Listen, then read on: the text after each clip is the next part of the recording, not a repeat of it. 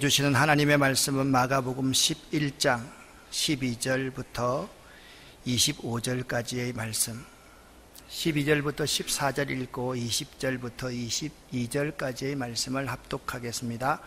이튿날 그들이 베다니에서 나왔을 때에 예수께서 시장하신지라 멀리서 잎사귀 있는 한 무화과 나무를 보시고 혹 그 나무에 무엇이 있을까 하여 가셨더니 가서 보신적 잎사귀 외에 아무것도 없더라. 이는 무화과의 때가 아님이라. 예수께서 나무에게 말씀하여 이르시되 이제부터 영원토록 사람이 내게서 열매를 따먹지 못하리라 하시니 제자들이 이를 듣더라. 그들이 아침에 지나갈 때에 무화과 나무가 뿌리채 마른 것을 보고 베드로가 생각이 나서 여짜오되 랍비여 보소서, 저주하신 무화과 나무가 말랐나이다. 예수께서 그들에게 대답하여 이르시되 하나님을 믿어라. 아멘. 성경은 단편적으로 이해할 수 있는 것이 아니라 종합적이고 입체적으로 이해를 해야만 합니다. 한 사건만 보고 그 성경을 이해할 때 우리는 그 성경의 의도를 오해할 수가 있습니다.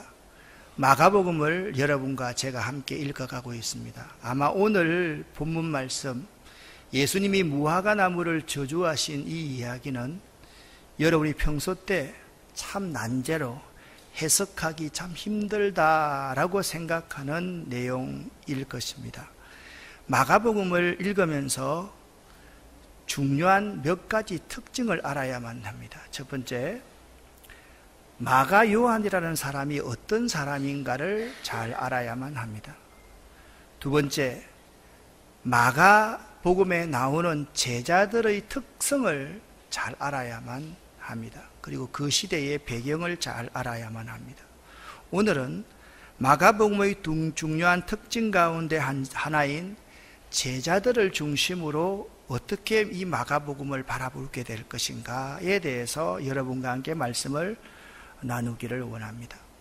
마가복음에는 세 가지의 제자상이 있습니다. 1장부터 8장 26절까지의 내용은 무지한 제자들, 그리고 8장 27절부터는 베드로가 신앙을 고백하고 있습니다.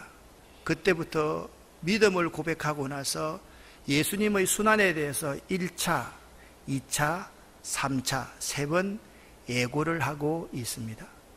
14장 10절부터 가룟 유다가 예수님을 팔 생각을 하면서부터 모든 제자들이 예수님을 버리고 다 도망을 해버립니다.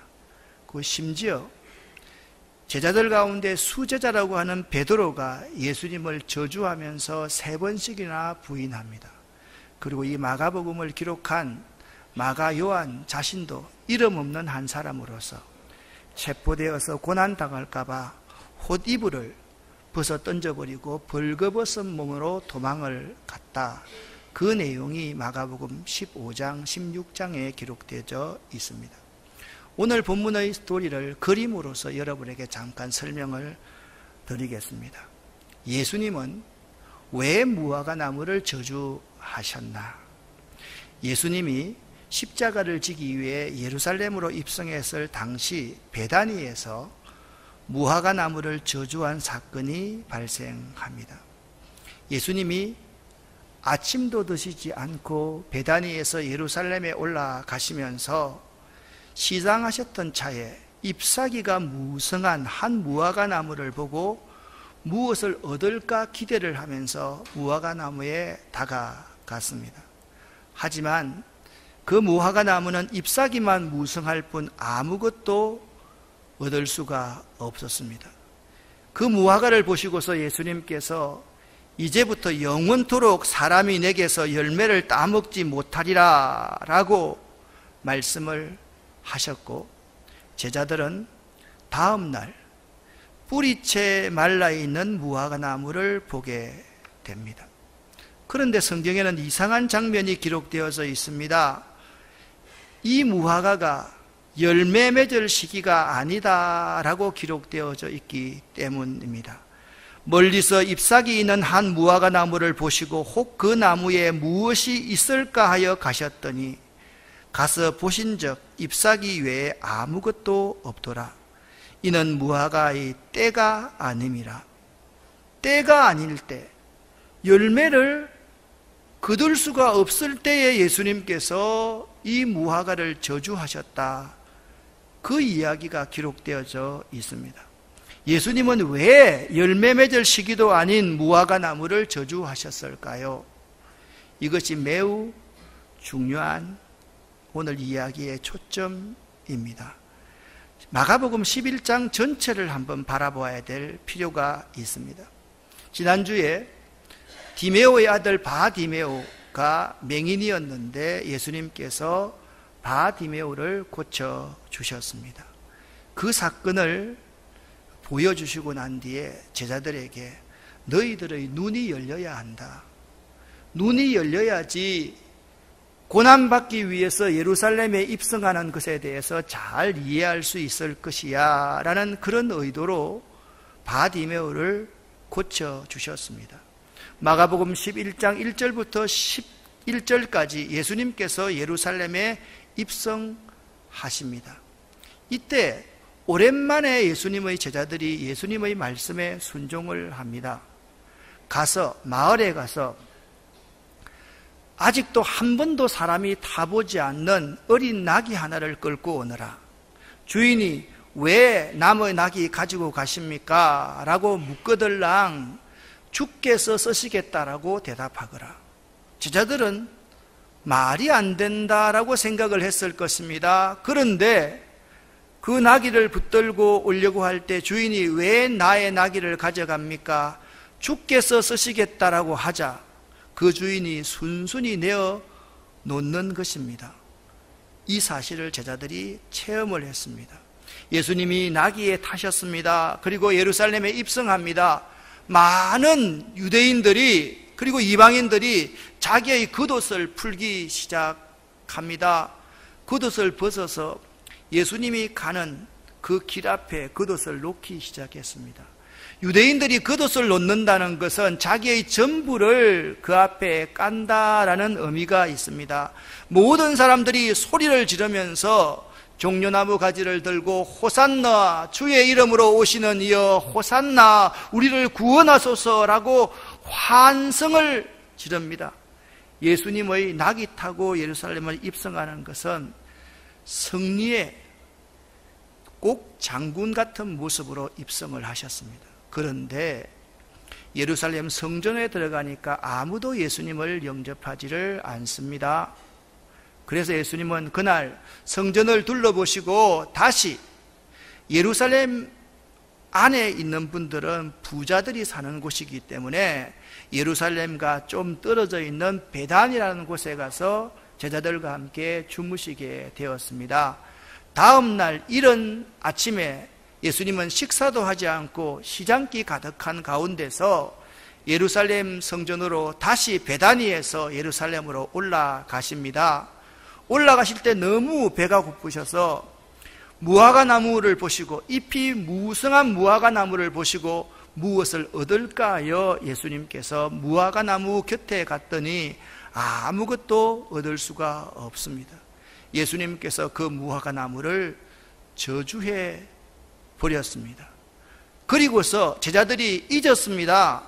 바로 예루살렘 성전에 들어가서 보니까 성전이 기도하고 예배드리는 곳이 되어야만 하는데 장사치들이 나서서 돈을 바꾸어 주고 또한 재물을 밖에서보다 수십 배 비싼 가격으로 팔면서 폭리를 취하고 있는 모습을 보게 되었습니다. 예수님께서 성전을 뒤집어 엎어 놓으셨습니다. 그리고 채찍으로 노건을 해서 그들을 내어 쫓으셨습니다.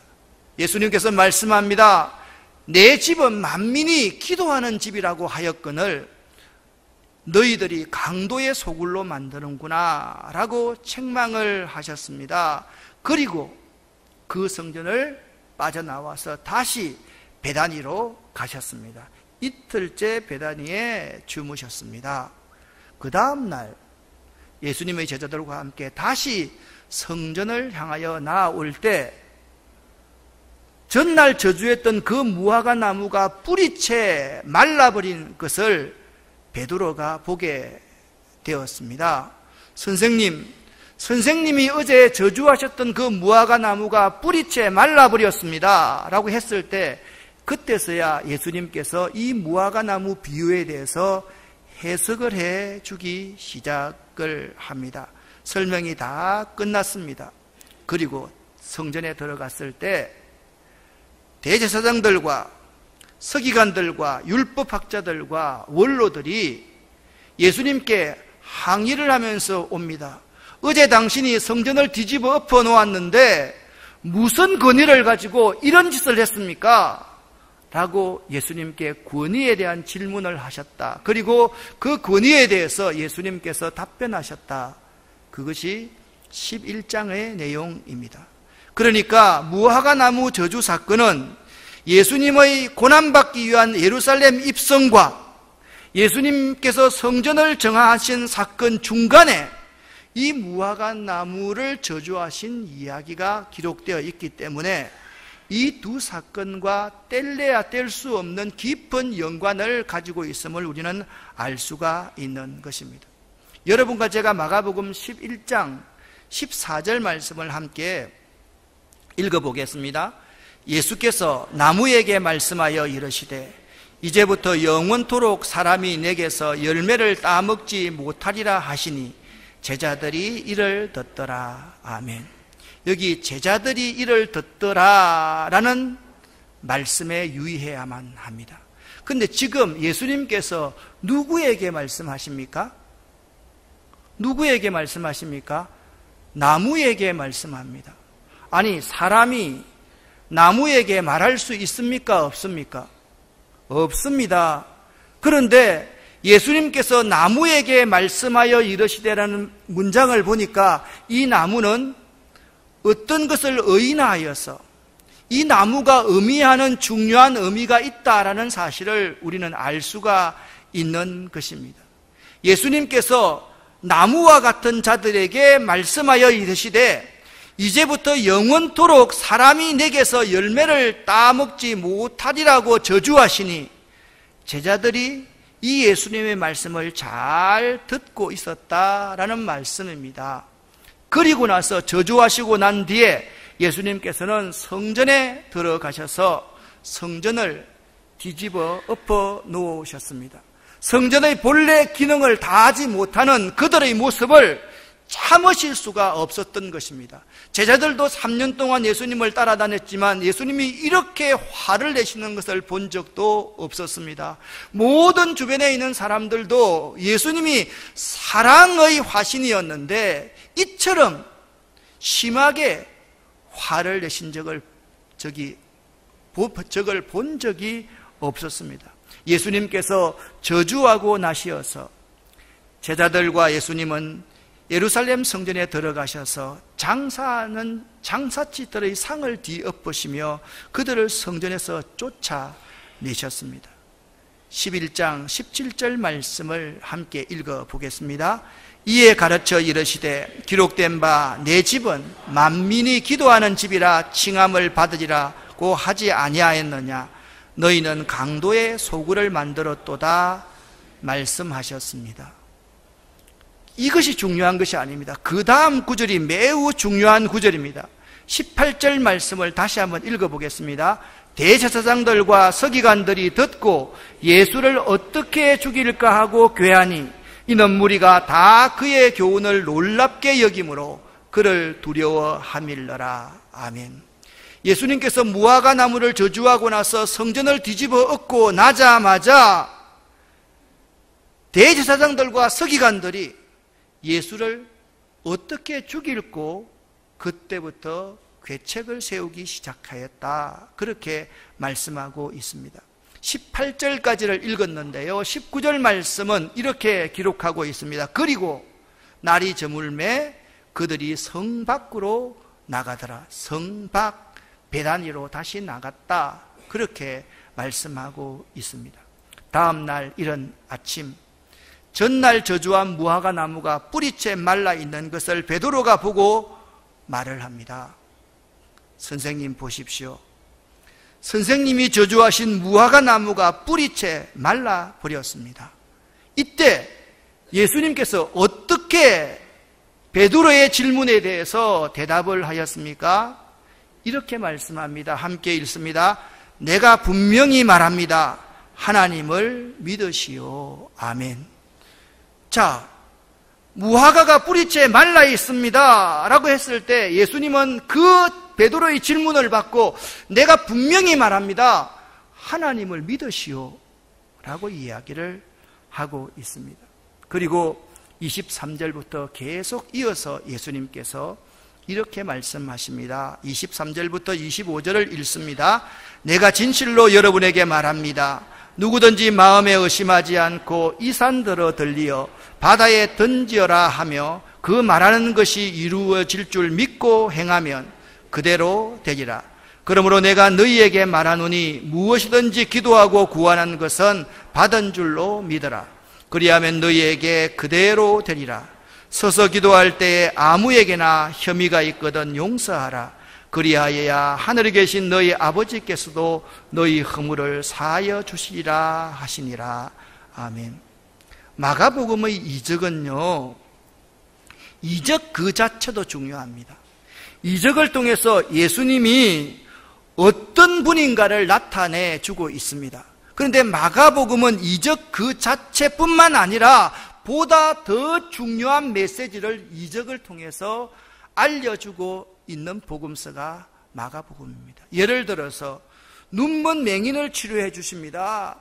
눈먼 맹인을 치료해 주셨을 뿐만 아니라 그 맹인이 눈을 뜨고 나면 눈이 가려져 있는 제자들과 그 시대의 성도들에게 여러분들이 영적인 눈을 떠야만 합니다 라는 교훈도 마가복음은 더해서 중요한 메시지로 전달하고 있다라는 사실입니다. 예수께서 무화과 나무를 저주하신 것도 자연의 이치를 거스리는 것이 아니라 예수께서 전달하시고자 하는 중요한 메시지가 있음을 우리에게 보여주고 있습니다. 이 본문을 보고 왜 예수님이 자연의 이치를 거스리느냐라고 질문하면 이 본문을 너무나도 잘못 이해하는 것입니다. 마치 이런 것과 똑같습니다. 구약에서 하나님께서 에덴 동산에 선악과를 만들어 주셨습니다. 그러면 우리 가운데 이런 질문을 합니다. 왜 하나님이 선악과 만들지 않으셨으면 사람들이 죄를 짓지 않아도 될 터인데 왜 선악과를 만들어 놓았을까? 이런 질문은 질문 그 자체가 잘못된 것입니다. 또 한 가지 질문이 있습니다. 선악과가 사과입니까? 복숭아입니까? 무엇입니까? 그래서 통일교 문선명이는 이렇게 말합니다. 선악과는 복숭아였다. 남자가 선악과 먹다가 목에 그 씨가 걸려서 남자의 목젖이 나왔다.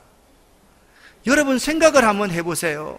선악과의 이야기는 무엇을 우리에게 말하고 있는 것입니까? 죄의 기원이 무엇으로부터 말미암았는지 그 죄의 기원의 이유를 설명하기 위해서 선악과 사건을 설명하고 있는 것입니다. 오늘 이 마가복음 11장에서 무화과를 저주하신 이 예수님의 저주 이야기는 그냥 기록해놓은 자연의 이치를 거스리는 이야기가 아니라 이 자연의 이치를 거스리는 예수님의 이 명령을 통해서 우리에게 그 시대의 사람들에게 던지고 싶은 중요한 메시지가 있었다라는 것입니다. 첫째 메시지는 예수는 누구인가 라는 메시지입니다. 예수님께서 이제 나무가 열매를 맺지 못할 것이다 라고 말씀하시자 나무는 뿌리채 말라버렸습니다. 예수께서 저주하시자 뿌리채 말라버렸습니다. 예수님은 어떤 분이십니까?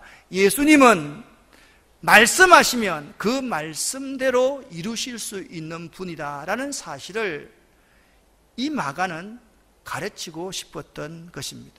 다시 한번 이 전체의 내용을 한번 보시기를 바랍니다. 높아지기를 원하는 제자들이 있었습니다. 그 높아지기를 원하는 제자들이 있었고 여리고에 디메오의 아들 바디메오가 있었습니다. 높아지기 원하는 제자들과 이 맹인 사이에서 예수님께서 질문을 합니다. 내가 당신에게 무엇을 하여 주기를 원합니까? 높아지기를 원하는 제자들은 예수님이 왕이 되면 좌편 우편에 앉고 싶습니다 라고 대답을 하였지만 소경 바디메오는 그러한 수가 전혀 없었습니다. 그저 보기만 원합니다 라고 말을 하고 있습니다. 그러니까 높아지기를 원하는 예수님의 제자들은 그 핍박의 시대에 십자가를 지고 예수를 따라갈 수 없는 사람입니다. 그런데 거지 소경 디메오의 아들 바디메오는 그 눈을 고침받자 길에서 예수를 쫓는 사람이 되었습니다. 그리고 예루살렘에 예수님께서 고난받기 위해서 십자가를 지기 위해서 죽으시기 위해서 입성하십니다. 입성을 하시면서 예수님께서 그 다음날 이 무화과를 저주하십니다. 그리고 성전을 정화하십니다. 무화과 나무의 저주를 해석하십니다. 자신이 어떤 권위를 가졌는지에 대해서 말씀하고 있습니다. 그러니까 마가복음 11장에서 이 무화과 나무의 저주의 첫 번째 메시지는 뭐냐면 예수님은 이렇게 권위 있는 분이시다.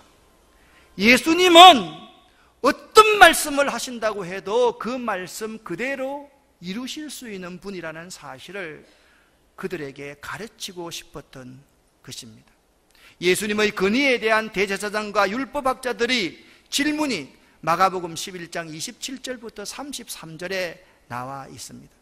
그들은 예수님과 그의 제자들입니다. 다시 베다니에서 예루살렘으로 들어가십니다. 예수께서 성전을 거니실 때에 대제사장들과 서기관들과 장로들이 나와서 어제 당신이 이 성전을 다 뒤집어 엎어 놓았는데 대체 무슨 권위로 이런 일을 하였소? 누가 이런 일을 할 수 있는 권세를 주셨소? 그때 예수님께서 이렇게 말을 합니다. 나도 당신들에게 질문을 하겠소. 그 질문에 대해서 당신들이 답을 잘 하면 나도 내 권위가 어디로부터 왔는지를 설명해 드리겠소. 질문합니다. 요한의 세례가 하늘로부터입니까? 아니면 사람으로부터입니까? 라고 질문을 했습니다. 대제사장들과 서기관들과 원로들이 서로 머리를 맞대고 의논을 합니다. 큰일 났습니다. 만일 하늘로부터라고 하면 여러분이 어떻게 요한을 믿지 않고 그 요한의 목을 잘라서 죽였습니까? 라고 예수님께서 말씀하실 것이고, 요한의 세례가 사람으로부터라고 하면 사람들이 요한을 선지자로 여김으로써 백성들이 밀란을 일으킬까 염려가 되었기 때문입니다. 그들은 의논 끝에 이렇게 결론을 맺습니다. 우리가 알지 못하노라. 그때 예수님께서 그들에게 말씀합니다. 나도 무슨 권위로 이런 일을 하는지 너희에게 말하지 않겠다라고 하면서 예수님 자신은 권위자임을, 권세자임을 말씀하고 있는 것입니다. 무화과 나무의 저주의 첫 번째 이유는 뭐냐?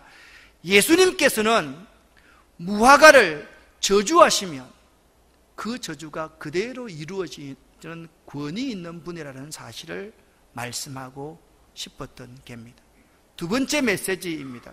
이 무화과 나무는 이스라엘을 상징합니다. 이 무화과 나무를 생각해 보십시오. 무화과 잎은 무성합니다.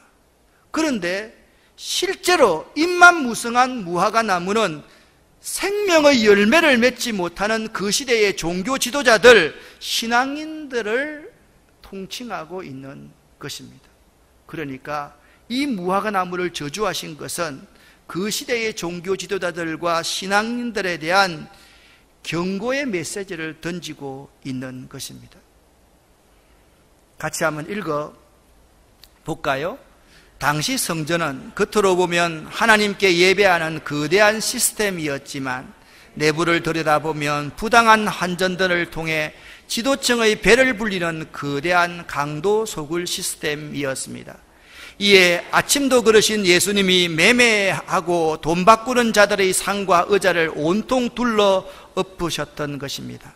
하나님과 관계없이 신용만 내고 하나님을 이용해 자기 뱃속만 불리는 자들은 예수님이 둘러 엎으실 것이며 곧 무화과 나무처럼 말라 비틀어질 것이라는 것입니다.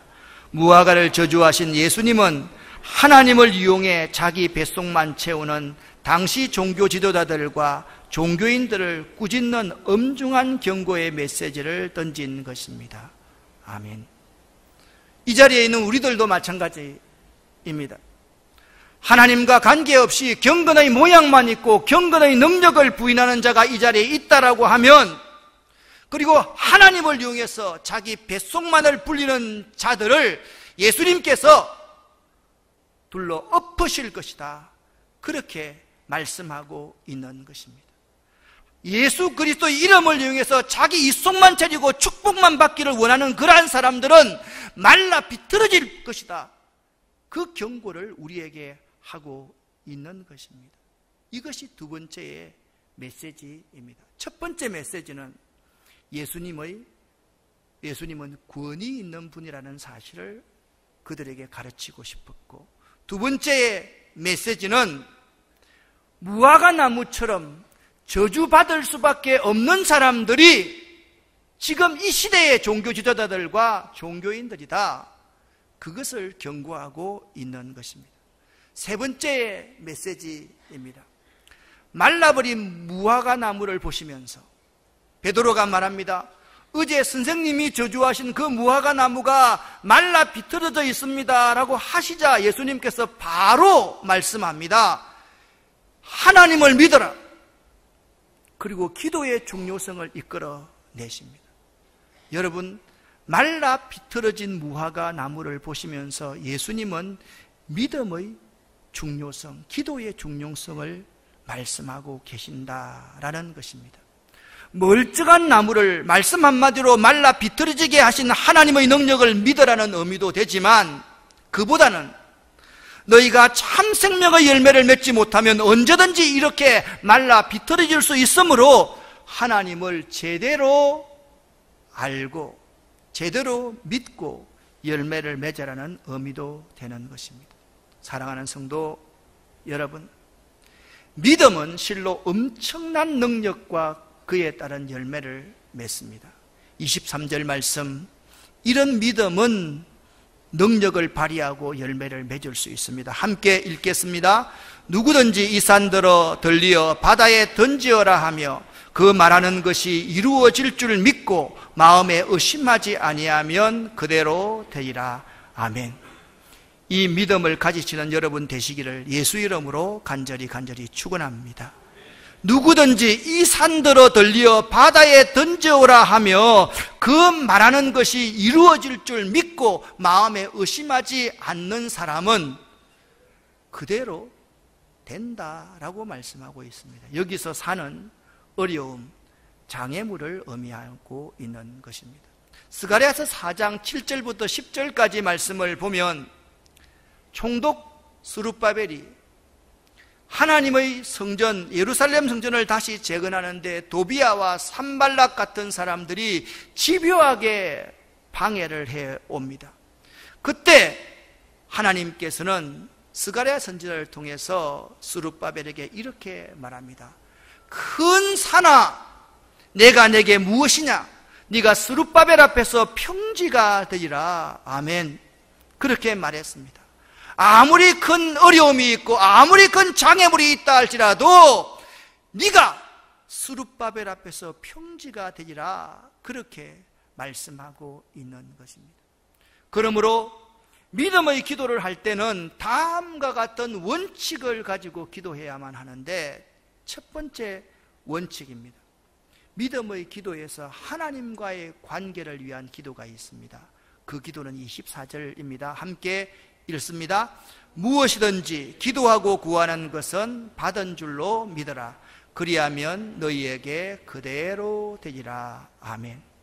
믿음의 기도는 기도하고 구하는 것은 하나님이 주님께서 반드시 주신다. 그걸 믿는 열매를 맺어야만 하는 것입니다. 두 번째, 믿음의 기도에서 사람과의 관계가 있습니다. 25절 말씀을 함께 읽습니다. 서서 기도할 때에 아무에게나 혐의가 있거든 용서하라. 그리하여야 하늘에 계신 너희 아버지께서도 너희 허물을 사하여 주시리라. 아멘. 그러니까 믿음을 갖고 기도를 하라는 것은 두 가지의 의미가 있습니다. 하나님과의 관계가 있고 사람과의 관계가 있다라는 겁니다. 하나님을 온전히 믿는 사람이 되어야지, 하나님을 온전히 믿지 않고 날마다 성전에서 불쌍한 백성들의 등을 쳐먹고 자기 배만 불리는 사람들, 이런 사람은 믿음이 있는 사람입니까? 믿음이 없는 사람입니까? 믿음이 전혀 없는 사람입니다. 믿음이 있다고 하면서 제사는 집례를 한다고 하면서 이제 예수를 어떻게 죽일까 모의하고 있는 대제사장들과 서기관들과 원로들이 믿음이 있는 사람입니까? 믿음이 없는 사람입니까? 그들은 사랑할 줄 모르고 그들은 용서할 줄을 모르는 사람입니다. 그러므로 네 번째의 메시지가 분명히 우리에게 주어집니다. 종교인은, 여기서 여러분 신앙인은 이라고 말하지 않고 종교인이라고 말하는 것에 주의할 수 있어야만 됩니다. 종교인은 누구든지 열매를 맺어야만 합니다. 이 무화과 나무는 관상용도 아니고 땔감이나 제목으로 쓰일 수도 없습니다. 그 나무의 용도라고는 열매를 맺어야만 무화과는 의미가 있는 것입니다. 그들의 삶의 열매 두 가지가 무엇입니까? 첫 번째, 읽어보겠습니다. 믿음으로 기도하는 것. 두 번째, 형제를 사랑하며 진심으로 용서하는 것이 그들의 삶의 열매였습니다. 이제 이 문제에 대한 해답이 서서히 풀려갑니다. 예수님께서 베다니에서부터 예루살렘 성전에 들어가실 때 무화과 나무에게 말을 합니다. 그에게 무엇을 얻을까요? 찾아갑니다. 그들에게 무엇을 얻을까 찾아갔습니까? 이들이 믿음으로 기도하고 있는지, 이들이 진심으로 사랑하며 용서하고 있는지를 예수님께서는 찾고 싶었던 것입니다. 그 시대에 대제사장들과 바리새인들과 서기관, 율법학자들과 종교인들에게는 바로 그 무화과처럼 열매가 전혀 없었던 것입니다. 사랑하는 여러분, 여러분은 어떻습니까? 여러분과 저는 믿음으로 기도하고 있습니까? 여러분과 저는 형제를 사랑하며 진심으로 용서하고 있습니까? 그렇다고 하면 우리들 한 사람 한 사람은 아무 불평할 거리가 없습니다. 억울해할 것도 없습니다. 그 무화과가 뿌리채 말라버린 그것 가지고 이상하다고 생각할 이유가 전혀 없는 것입니다. 왜 그렇습니까? 우리에게 그 무화과 나무처럼 믿음의 기도도 없고 형제를 진심으로 사랑하면서 용서하는 것도 없다라고 한다면 그 무화과는 아무런 쓸모없이 버려지는 것이 마땅하지 않겠습니까, 여러분? 사랑하는 여러분, 믿는 우리들은 우리가 맺는 열매, 이 두 가지의 열매를 통해서 주님께 영광을 돌릴 수 있어야 되고 주님께 쓰임받을 수 있어야만 되는 것입니다. 할렐루야. 이것이 우리가 존재하는 이유요 목적인 것입니다. 무화과 나무가 그 자리에 서 있는 것, 그 이유가 무엇입니까? 믿음의 열매를 맺어야 되고 사랑과 용서의 열매를 맺지 않으면 그 무화과는 존재 가치가 없는 것입니다. 사랑하는 여러분, 우리 중에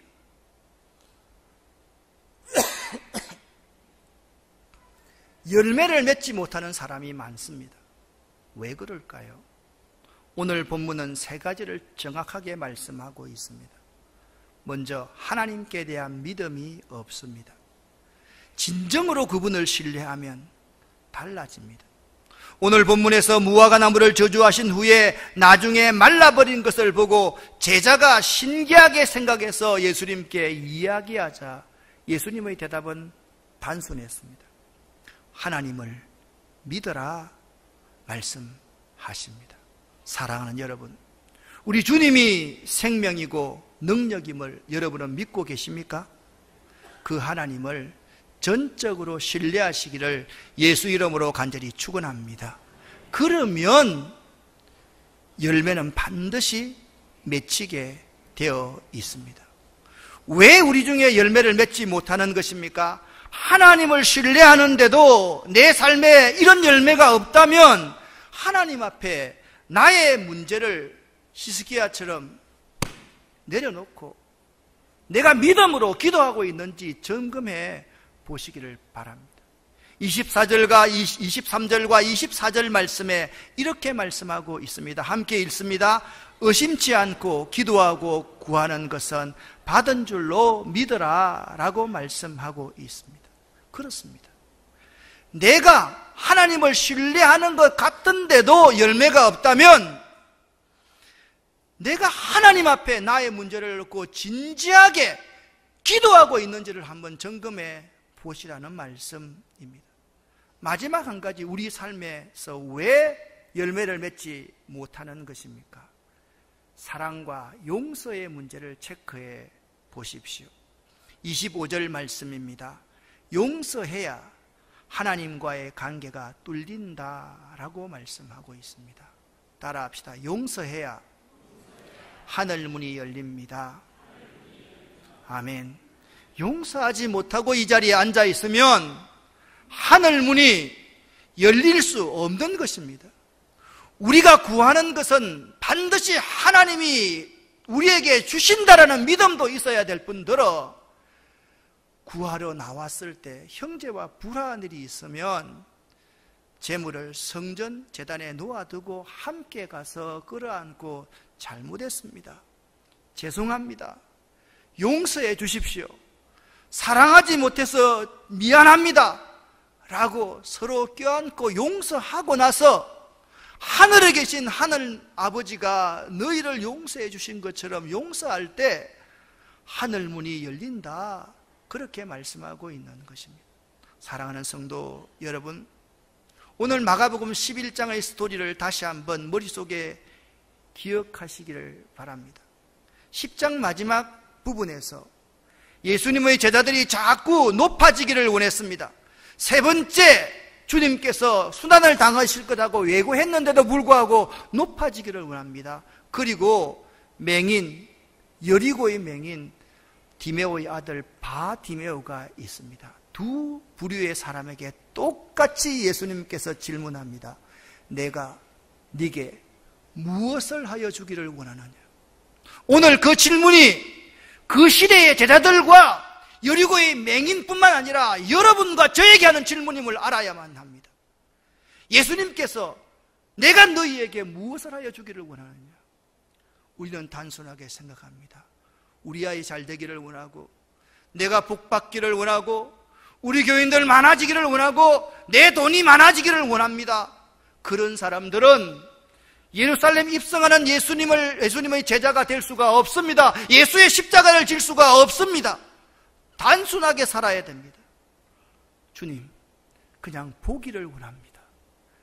그렇게 단순하게 내 문제를 해결함 받았을 때 그 소경 바디메오를 10장 마지막에 이렇게 말합니다.